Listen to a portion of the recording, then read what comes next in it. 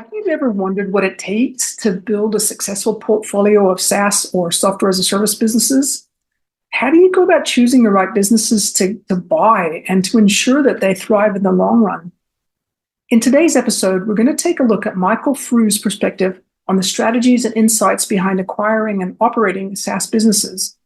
Now, after a career as an engineer, Michael went from developing to acquiring businesses. And Michael now leads the development of a portfolio of SaaS businesses for WebStreet. With his unique experience and expertise, Michael knows a lot about the complexities and rewards of building a successful SaaS portfolio, and he shares his knowledge with us today. Welcome to the Online Business Launchpad podcast. I'm Trudy Rankin, and I bring you stories, tips, and advice from online entrepreneurs who have conquered the kinds of challenges we all face in building our businesses. Now, I've been running my own online business for 9 years now, and because of what I've learned the hard way, I've become passionate about helping busy online business owners like you hit your goals without burning out or having to hire a big team. I've used my experience and the experience of others to help hundreds of people grow their online business, and one of my greatest joys is working with people who, because of life circumstances, need a flexible work from home or work from anywhere option that helps them pay the bills. My mission is simple. I want to help you solve the challenges you face as a far too busy online business owner so that you can have more time and money for yourself and your family and more choices in how you live your life. So if you're ready to learn what it takes to build a successful SaaS portfolio, stick around and we'll get cracking.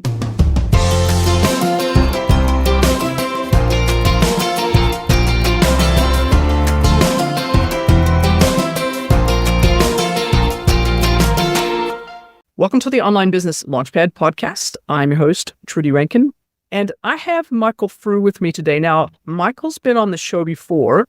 In episode 185, he shared his story and his insights on why engineers, developers, and other IT professionals might really be better suited to buy rather than build an online business. It was really, really interesting. So if you haven't listened to it, I highly recommend it.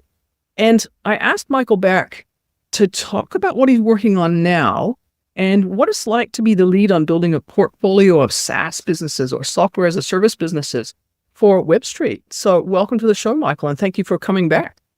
Yeah, it's great to be back here. Thanks for having me again. Now, so I'm really interested, maybe for the benefit of people who haven't yet listened to the previous episode, maybe just give us a quick thumbnail sketch of your background and then just explain what you're working on with WebStreet. Absolutely, yes. The quick background is I did about 20 years as an engineer, developer, consultant. And looking for that next career, I stumbled on actually acquiring businesses instead of trying to start them myself. That turned out to be a fantastic accidental career pivot. And so a lot of times I'm out on podcasts just trying to share that story and that option for developers and engineers. And one of the offshoots of that, having bought my own development projects, my own development businesses, and built my own portfolio, is I was approached by WebStreet, which helps people do investments into software businesses, but in a passive manner. And they need operators that actually run the businesses that they acquire. So they reached out and said, hey, would you like to do this? Here's the split of how I would make money, how the investors make money, how I get to run the business in the same way I would do if I owned it myself. And we can dig into all of that, but that's just one of the offshoots of this interesting, different career path of just acquiring the business instead of starting it myself. It is quite a different type of career path, and which is one of the reasons why it's fascinating to talk with you about it. So when they reached out to you, when WebStreet reached out to you, and WebStreet used to be part of Empire Flippers, which is a platform for buying and selling websites and digital assets and businesses. Now they've split off. They're a separate company. That's correct? Yeah, that's correct. Yep. So when they reached out to you, just talk us through what that was like. What happened? Yeah, it's exciting because my first acquisition a decade ago was from Empire Flippers. And there's always a question people want to know, should I buy like a starter business to see if this is really the direction I want to go with my next career? Or should I save all my money, energy, and time and buy the big business that's going to be the one that I'm trying to replace my job with? So I went with try and buy a starter business.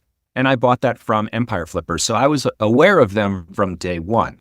And over time, when they created Empire Flipper Capital, I remember thinking, oh, that's pretty interesting. And they were very focused on Amazon and content and affiliate, which wasn't really my specialty, but it was an opportunity for me to put money into something where it's outside of my narrow area of competence and diversify my own investments. So it was a good opportunity for me to put money into the Empire Flipper Capital.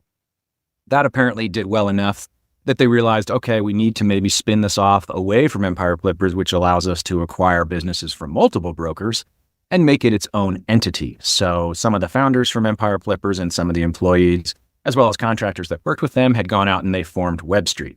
So that allows outside or passive investors that are accredited investors to be able to invest in these opportunities, not worry about the day-to-day stuff. Basically, I worry about that all the time. And then we're all trying to build the business together to sell it in the next few years. So as you started to make that switch, so they've reached out to you and said, would you like to work with us like this? Did you start out with just one business that you went through the process of acquiring? Just talk us through that process. How did that go? Yes. So the opportunity is there for any option. You can acquire 0 businesses if nothing's good out there during the fundraise and investment time period, 1 or 2. And typically for SaaS, they're a little bit more complex businesses. In the past, WebStreet's been able to acquire multiple, let's say, content sites because you bring it into your machine that you already have running. And the actual site isn't going to be a huge addition of overhead. And so you can buy multiple of those, maybe in a 3 to 6 month acquisition period. It's a little bit different for SaaS and software because each business is going to be very unique. It's usually bringing possibly a team, or you already have customers and you have the customer conversation part, which makes extra work. So I limit it to about 2. I try and say about 2 per year is about as much as I can ingest comfortably so that I'm still confident that we can continue to work on scaling and keeping the customers happy and make sure the transition phase doesn't cause issues with the business. So for me, it's somewhere between 0 if nothing really good is out there, and 2 if we were finding really great opportunities. So I'm curious about the sort of the prequel to the acquisitions. So you're doing a sort of like a fundraise. You're basically going out to people and you're saying, hey, we're going to acquire this portfolio, or we intend to acquire this portfolio of this type of business. Do you want to invest? And so basically, how does that work? Does the capital come in and you hold that in escrow and just do it maybe describe that part of the process, just that pre-setup side of things? Your explanation sounds perfect to start. So yes, there's a fundraising period of time. And so that's usually about 3 months. It's usually a little bit less than that because we'll raise enough money in time. And then it's going to be put into escrow. And so the way WebStreet has set it up now, and this is different than it had been done in the past, now the whole fund invests by shares based on what the content business type is going to be. So we might say something like, all right, 40% of the money is going to go to SaaS, 40% is going to go to Amazon e-commerce, 20% is going to go to something else. And so we have that range. I'm aware then, okay, if we've raised this much money, I get this percentage of that money. That's the type of business that I'm looking for. So that money sits in escrow while we're in the acquisition phase. And so that's the time when we're reaching out to brokers, we're talking with sellers, we're looking at signing LOIs, trying to get deals closed. And once those deals are closed, that's where the money comes out of the escrow and it actually applied to the business for the sale. If for any reason some of the money isn't used, and I'm not sure technically whether we've ever used 100% or if it's somewhere in the 80 to 90%, the rest is returned back to investors. They get some interest with that as well, since the money has been in escrow the whole time. So hopefully the money is safe there the whole time while we're working on the acquisition process. But that's a little bit about how those steps work as time goes on. Once we finish the acquisition, the first quarter, we're working with kind of operating capital, and payouts start after that. And WebStreet does it quarterly. And so they do quarterly payouts based on what the profits of the business are. And the second big thing that matters is when you do that sale. So you're getting those quarterly profits as well as the sale 3 to 5 years in the future. And your role is basically to make sure that pre-setup phase, the acquisition phase, and the operations phase, do you cover all of those as part of your role? Yes. So it's almost indistinguishable from me buying a business myself. Let's say I had the same amount of cash sitting in my own account. When I'm talking to the sellers, I'm still the same person they're going to talk to on closing day. I'm the same person they're going to talk to on transition day. Same person they're going to talk to 6 months later when I have a question about a customer that hasn't written to us in 12 months and I don't know the story and the backstory of what's going on. And I think that's one of our advantages over other funds or PE firms where the person you're talking to during the acquisition phase is not the one that's signing off on the documents on closing day. And that's where you hear all these horror stories of someone looked at this and said, why are we even looking at this? Cancel this whole order. So that's what's really nice is they let me run it as if it's really my thing the whole time. If I don't like a business and I give a reason why, that's it. We are done. They're not going to push me forward on something that I don't think is a good investment for my particular skill set. So in that whole world of SaaS and software, there's a huge variety of different businesses that are out there. I specialize in my narrow section. So if there's a business that actually looks really good on paper, but isn't in my area, we're going to skip that because I'm not the best operator to take that forward. It would either be another operator in WebStreet or we just leave it on the market because there's a different person out there that should be running that. So I'm curious, just in terms of your role as the operator, I'm assuming that comes with a team. Is that correct? It depends on the business. So some businesses sell with a team already intact. So we just start working together with that team. Others, if you have one entrepreneur, you have to replace that entrepreneur. So we'd have to bring in someone that maybe is the developer or the marketing person. If you're buying from a partnership, you're probably replacing 2 or 3 people. So it really depends on the business. Sometimes you're inheriting a team. Sometimes you have to assemble a team. WebStreet is not providing a team out front. And I think maybe there's usually some confusion that there are shops that go out there and they say, hey, we're buying all these SaaS companies and then we're going to absorb it into our group. And we already have a marketing team and we've got an advertising team and a finance team. And that model is not what we're following. It's very much like how I would do it myself. Either I'm taking on the team that the business has been running with in the past, or I need to assemble a group that's going to replace the founder and the entrepreneur and anybody else that doesn't want to come along. We at WebStreet are not providing staff on top of that. Okay, no, that makes sense. That makes sense. So I got a bunch of curious questions. Let's see if I can work through them in a logical order. For a moment, I'm going to pretend that I'm a SaaS company and I've been planning for an exit at some stage, or maybe I haven't been planning for an exit. How do most SaaS companies get discovered by you? And then how do you assess them as to whether they're suitable or not? Yeah, there's really 2 ways that we come across businesses. So there's let's say the easier method where the business is ready to sell. And so they reach out to a broker or they place themselves on a marketplace. That is fantastic because now we know everybody's looking in the same direction. They're interested in selling, we're interested in buying. And then the other way is a cold outreach, and that has a lot lower success rate. If you own a business, you've probably received a lot of these in the past. If you have any sort of inbound contact, and the way you respond to those is probably how it works, where nobody really responds. So the cold outreach is a lot more difficult. And then the next challenge with cold outreach is you have to educate the seller on what it is they're doing because it's not something that they're ready for. And selling a business is very complex. It's almost always more than buyers like myself and sellers are ready for because it becomes a full-time job.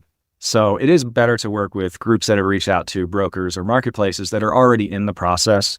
If they've worked with a broker, it's fantastic because the broker educates them a little bit of here's what's going to happen. Here's how to best position your business. And even saying, hey, why don't you come back in 6 months? Let's clean up some of the accounting. Let's get rid of some of these unnecessary expenses. So things look smooth and buyers understand what it is they're acquiring. That's super helpful from brokers. So that's really my best scenario is it's coming from a broker that's professionally counseled the seller so that everybody's starting at the same level. And we can just figure out, is this a good match? Can we hit the right numbers? And are we happy to work together in the future while we do the transition? Yeah, okay. That makes a lot of sense. So from your perspective now, when you're looking at potential SaaS companies that you might want to acquire, what are the kinds of things that you look at or that you consider? How do you know when your gut's telling you this is a good potential business to buy? Yes. And you're right. There is a gut feeling to it. I think everything I've acquired, I knew right away that this was going to be one of them.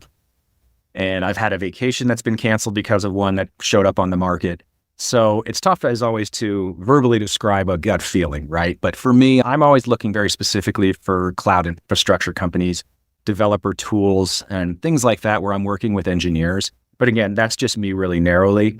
So to step back a little bit, for me, the first thing I really think about is this a fun business that I'd like to run?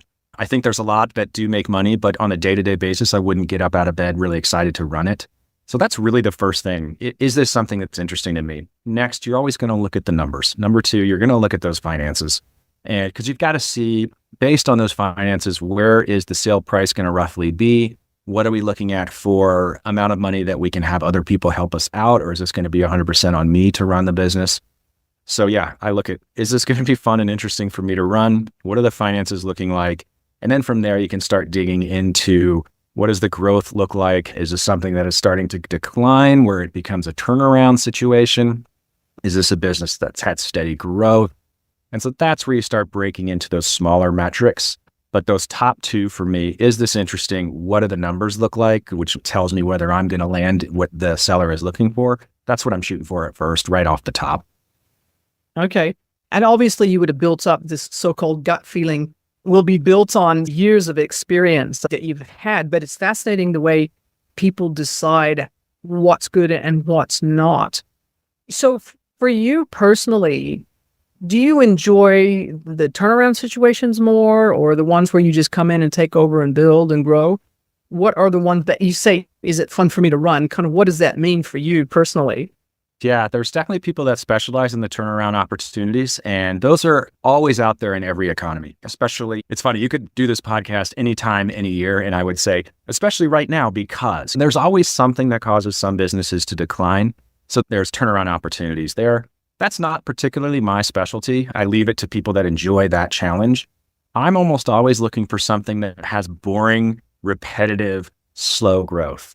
So if a business has actually had that hockey stick growth that a lot of software and SaaS companies are trying to do, that's a little bit less appetizing for me because that's a one-time thing and it's not really repeatable. And so I'm buying after that fantastic moment. And now I have to try and figure out a way to get natural growth. So if I'm looking at a business that's always had natural growth, is just, even if it's up, down, up, down, up, down, that general long-term trend is upward growth. That's really what I'm looking for. And maybe it sounds like I'm looking for the boring growth business solution, and that's perfect with me. And so, yeah, the turnarounds I stay away from, things that have had really spiky growth that is very easily explainable by, hey, we did this discount and then we did this product hunt, and that's where the growth is coming from. I'm less interested in. So the boring, I was going to say the boring, or not sure that's technically a word, but the more boring it is with nice steady growth, the happier I would be at first glance. Okay. All right. So then that brings me to, well, I've got a couple of questions, but I'll ask this one first. When you find a company that you are interested in and you do go through the process of acquiring it, typically, do you have what are called earnouts for the people who were the founders so that they work for a period of time and then they exit? Is that how it works, or do they leave straight away? Yeah. Again, every deal is going to be different, but a majority are going to have some type of earnout, even if it's not technically called that. There's always going to be a transition period. So let's just say that the blanket transition period is 30 or 60 days. So this is where the seller and myself and my team, we're going to work together of doing that knowledge transfer.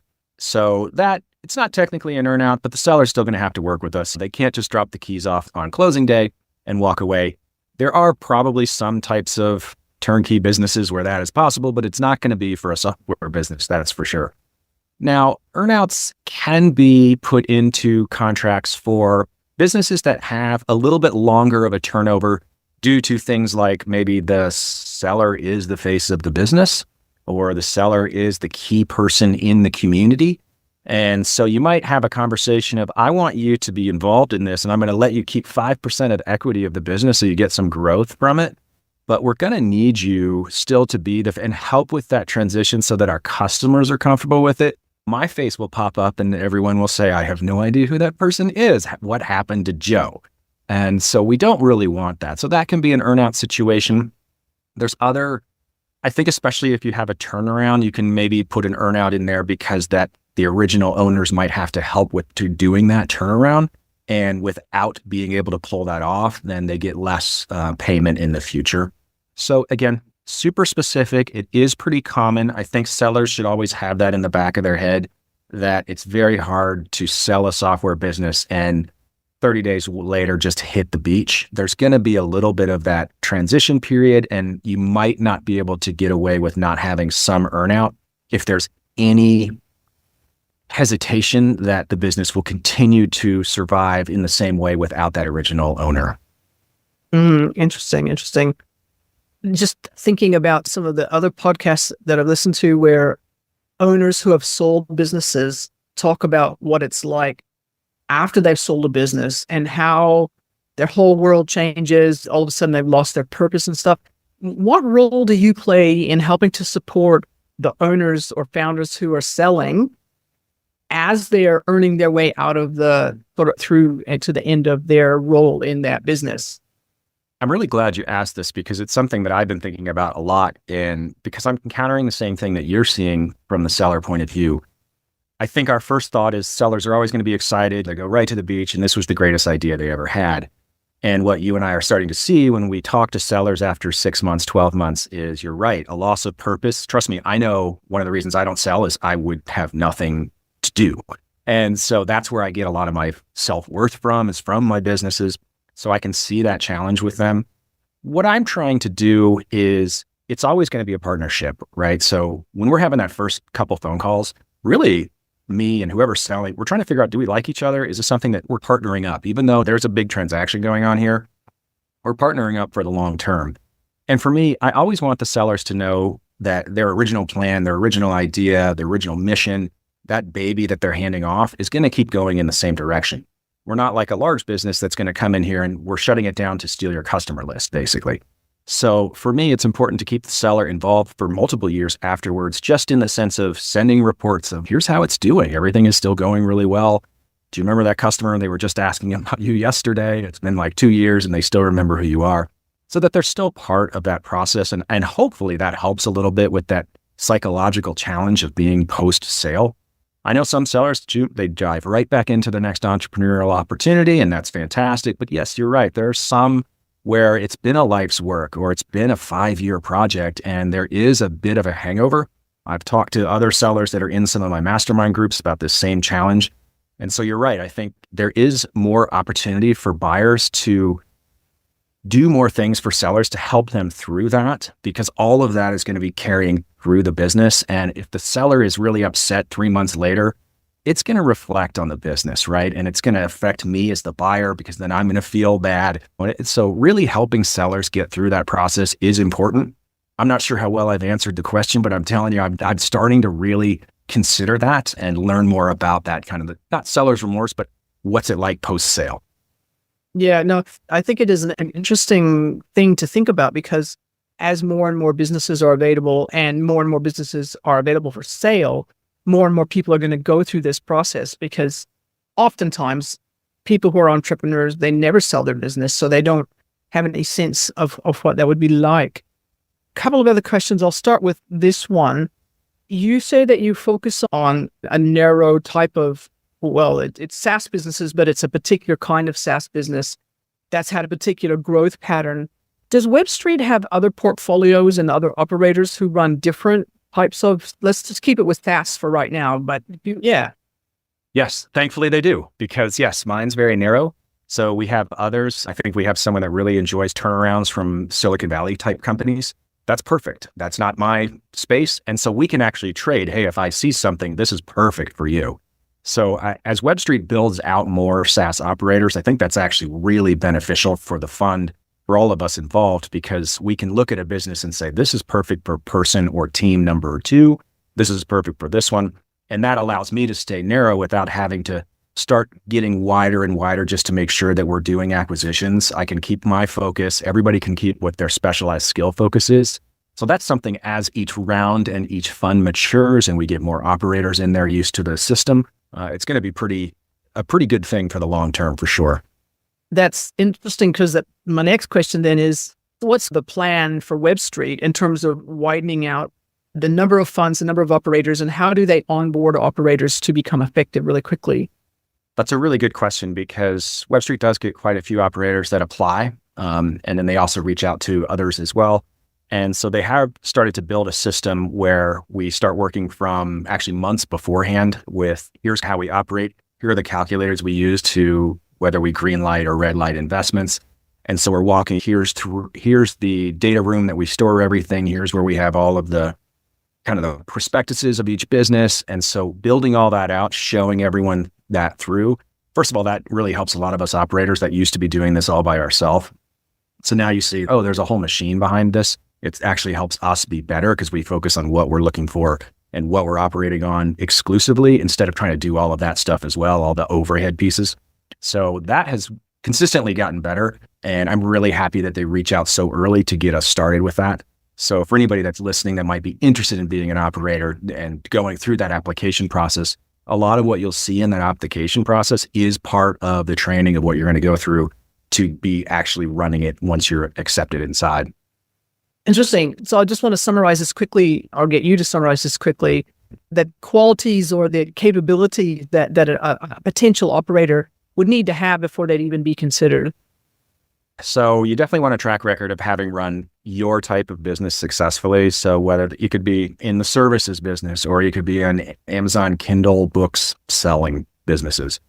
If you have that track record and you can show that to them, that's where I think the interview would move to that next level. So really, it's something you're going to be doing beforehand. It's not where WebStreet's going to take someone off the street and say, we're going to teach you how to be a content provider operator. That's something you have to bring your experience with. And so the advantage to us is we're able to buy into the fund at our percentage, and then we get paid a larger percentage of that. And it's very typical of how you would see most like private equity funds work. So for me, the advantage is I get to leverage money better, as well as I would never raise funds myself. I have no idea how to do it. It sounds really legal. It's all these things that I don't really like doing. I really just like running the software business. So this gives me an opportunity to do something I could never do myself because I would never take that time to do it. So that's the real advantage for us operators is they take care of all the legal pieces. They bring in all the money, hand it over and say, hey, invest this wisely in exactly what you normally do. We'll get out of your way. We'll keep all the crap out of your way and you just move forward with it. So for people who are considering that they would like to do something like that's really useful knowledge because it is a whole new, different career path. It's not new, but it is a different career path that you don't hear about that much in terms of opportunities. Especially for operators like myself. Typically, if it was a fund, it was that operator would do it themselves. And so there are a few people in our community here that have raised money and they've even gone public, but that's how they're doing it all themselves. So they have all this additional overhead of making all the legal documents and getting all the regulatory compliance. And that's just not something that I have to deal with. Yeah, it sounds wonderful not to have to deal with that. Yeah, that's like I wouldn't do it if it wasn't for that. Yeah. So I'm curious now, in terms of, obviously, AI is a really big thing right now, and it's not going to go away. It's just going to increase and grow and change rapidly, very rapidly. How have just that presence of AI affected this process of acquiring or businesses, SaaS businesses? Just talk a little bit about that. That's a great question because it did actually affect some of our WebStreet acquisitions. Because if you think about it, so WebStreet, the fund has to do two things. It has to provide cash flow quarterly. So we look at AI. Is AI going to knock cash flow out of this business because they replace it somehow or there's a better solution? But the second thing is we also have to sell the business in 3 to 5 years. It's May 2024. We're about 18 months into, let's say, the open AI recognition of that this is occurring. So now I'm supposed to project 3 to 5 years in the future. Will AI somehow make this business unsellable or make it harder to sell higher than what we acquired it for? That's a really challenging question. So that's something we have encountered in WebStreet is, can we take this business, even though it's probably going to provide cash flow for 5 years, could we sell it in 5 years? Or would it just not be worth anything anymore because AI has replaced it? So you're absolutely right. There's a lot of questions about it. I am not a clairvoyant to tell you what any of the answers are. We just try and go with what our feeling of this type of business. How complex is it? How easy do we project that someone else could replace it with AI? So I don't have a super great answer, but it is something that is in the forefront of everyone's mind, especially with the acquisition and sale goal in the future. Interesting, because I'm just thinking about as AI matures and as our ability to use AI in innovative ways starts to mature, there must be times when a business, especially a SaaS business, which didn't ever use AI in any way, shape, or form, could actually take advantage of that to either create a new service or a new offering, as well as use it internally to increase effectiveness and efficiencies. And I'm just curious, because we're all new to it, right? But have you got a way of assessing whether that might be the case for SaaS businesses that you're looking at? That potential. It's case by case basis for sure. Is this something that could help us maybe replace some of the developers and still write really good, strong code? Or is it a case where this might replace the business in a few years? And so I wouldn't say I've really got a framework yet. I really enjoy either someone coming up with one, or maybe it's something I have to come up with as well, because this is pretty narrow acquisition space. And maybe it is something that I have to sit down and say, for acquirers, how do we look at AI? Is how much, like you said, how much can it internally change the business and how much externally can it be a risk factor? Yeah, I wish I knew. I can't wait years from now to come back and watch all of these podcasts, listen to what we all spoke about at this time period, this 18 months into it, and just see how right and how wrong we were. I think it'll be really interesting to go back, and we're at a point where the Dow just crossed 40,000, and I'm old enough to remember when my mom called me and it crossed 10,000. And you never expected this to happen, right? And so it's funny to look back like that. And so I can't wait for AI to look back and just see how well we saw into the future and how well we mistakenly thought this was going to happen one way and it went the other. Yeah, that's exactly right. But I really am interested in how AI, whilst it is devouring some people's jobs and eating their breakfast, whatever, it is opening up a lot of new opportunities. For example, what you just said, wish somebody would come up with a framework for how you use AI, how you identify whether AI could be used to improve a business. And so that's a fascinating thing, because that's a bit of a skill set. You've got to know a lot about businesses, a lot about SaaS businesses, and you have to know a lot about AI at the same time. Or you could collaborate with somebody and come up with a framework or a checklist or whatever. So shout out to whoever's listening. If you're somebody in that space, get in touch with Michael. He'd like to talk with you. Yeah, it would be an interesting, fascinating conversation for sure. Yeah, it would be. So just before we finish up today, because as usual, the time just goes by so quickly, for the benefit of people who are listening, you mentioned that you thought about how maybe AI could replace developers. And at the same time, basically, like your initial podcast, we talked about how buying a business might be a good thing for a developer type personality or somebody with developer skills to do. Do you think that's a natural progression for somebody who's seeing their work base eroding thanks to AI, and they need something to be able to aim for in the future? That's a really interesting point. I hadn't thought of it that way, but I think you're exactly right. And having been in the corporate world, there are layoffs that are completely unexpected, and that's the ones that hit the news and everything. But I've also been there where it's coming and you don't know who it's going to be. And that's when you start putting your feelers out and you dust up your LinkedIn page. And that might be that point where you start to think, okay, maybe I should be looking at acquiring a business, because it just takes really a long time to start a business. And we know just how hard that's going to be to make it successful. So you're right. If it feels like we've seen entire departments disappear because of AI already, it feels like you've seen that at a competitor and you're in the same department, maybe that would be a time to start looking at acquiring a business that it doesn't even have to be AI proof. It's just something that you can migrate to for a while and bring the AI into it if you need to. But yeah, I hadn't thought of it that way, but the risk that AI poses for corporate team members might be an opportunity to look at acquiring something outside that's a little bit smaller, but to get you started. Yeah. And this is something that we touched on a little bit last time, but I think it's worth talking about again. You've come from your own background and moved from employee to basically acquiring businesses. Let's just bring it back to this scenario where you're a developer, you can see the writing on the wall, you've got to do something else, you're looking at acquiring a business, but you're going, I don't know anything about running a business. What does it take to get both the mindset shift happening, going from employee to boss, and also the skill set needed to be able to make that shift? What can people do who are in that situation do to prepare? Yeah, so you're asking two really good questions. The mindset shift, I think, is the hardest and the part that nobody really enjoys talking about. I am completely guilty of skipping the first chapter in every book that talks about mindset, because I bought the book saying, I'm already going to do this. You don't need to help me get in the mood. But it is a different point of view when you are the boss. And so I try and at least put out as much content as I can about what that mindset change is like. The second piece where, how do I learn all the business parts? I always say, just look around. I'm looking at the businesses that are behind my computer that we're talking right now. I know some of them are run horribly, terribly run. I'm sure their receipts are all in a box and all these things about running a business. That's the easier part.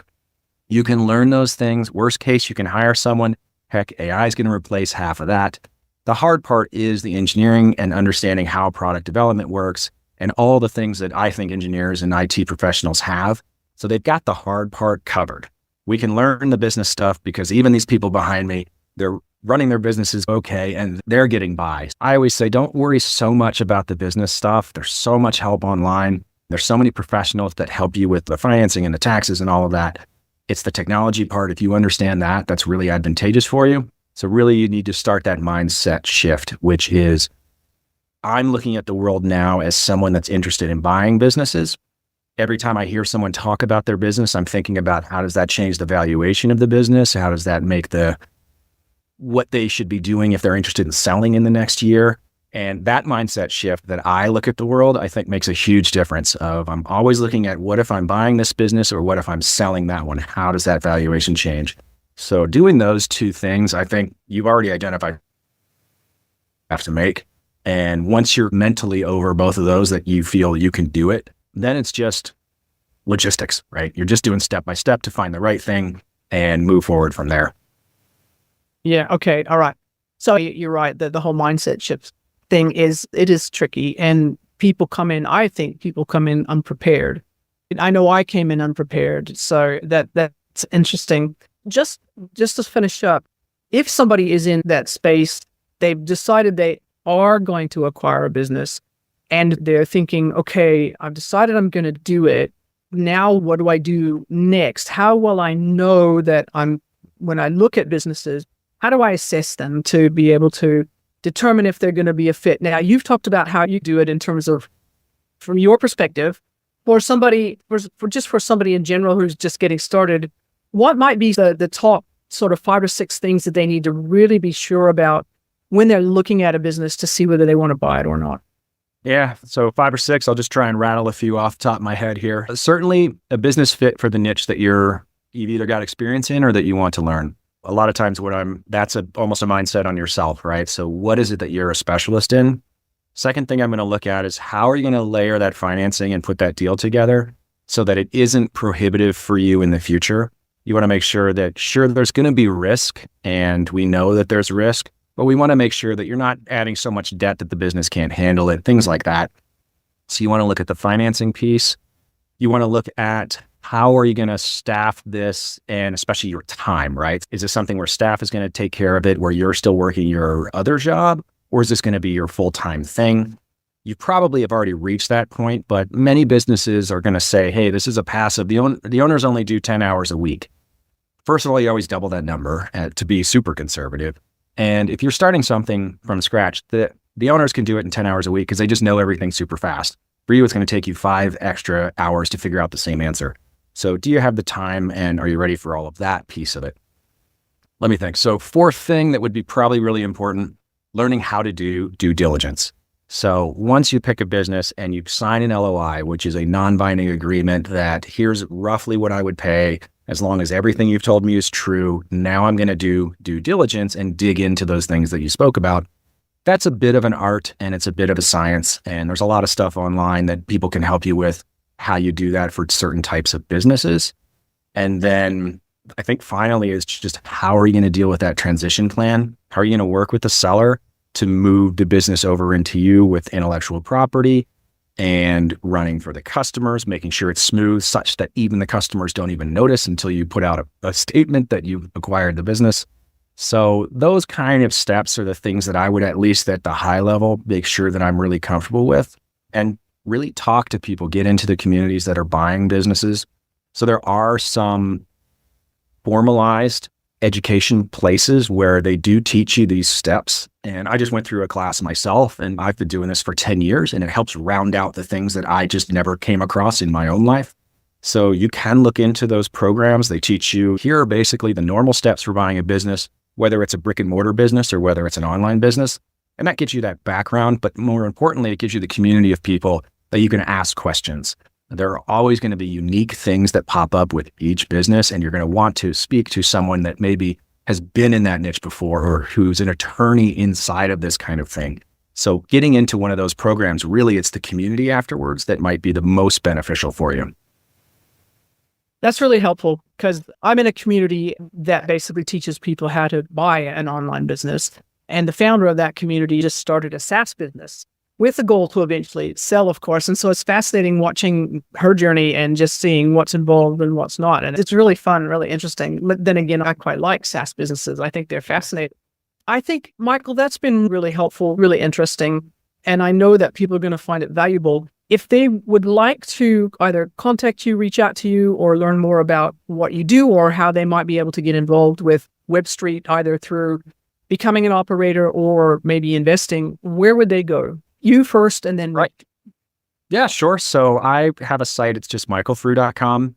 And so there I'm trying to put out two types of information. One for developers, engineers looking to acquire a business, what it's like from a buyer's point of view.